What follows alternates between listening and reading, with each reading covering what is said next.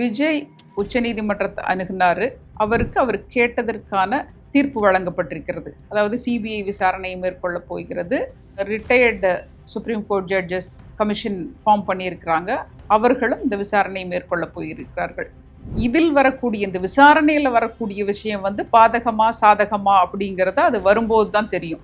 அது பல வியூகங்களையும் பல கணிப்புகளையும் வைத்து அவைகள்லாம் நடக்கும்.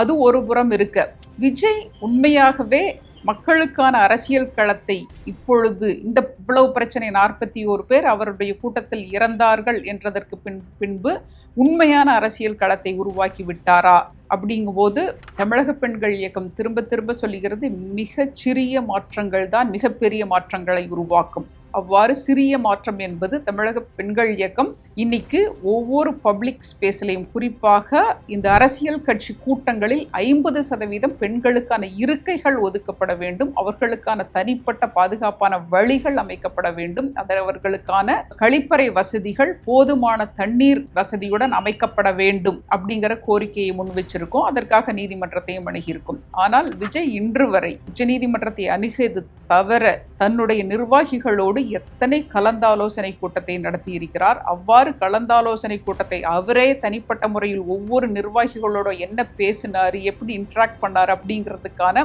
ஒரு பொது வெளியில் வீடியோ கொடுத்திருக்காரா? ஒரு வீடியோ ஒன்று கொடுத்தாரு. அவர் எங்கிருந்து எடுத்தாரு, யார் எடுத்தாரு, அதனுடைய பின்புலம் எதுவுமே தெரியல. அப்படி ஒரு வீடியோவை கரூர் சம்பவத்திற்கு பின்னாடி வெளியிட்டார். ஆனால் ஒரு வெளிப்படைத்தன்மையான, நான் நிர்வாகிகளோடு, இந்த மாவட்டத்தோட நிர்வாகிகளோட நான் இப்படி கலந்துரையாடுறேன் அப்படின்னு சொல்லி கொடுத்தாரா அப்படின்னா இதுவரைக்கும் இல்லை. எனவே பொதுமக்களாகிய நாம் புரிந்து கொள்ள வேண்டும், அரசியல்வாதிகளுடைய அந்த செயல்பாடுகளிலிருந்து அவர்கள் எப்படிப்பட்டவர்கள் என்று புரிந்து கொண்டு செயல்படுங்கள்.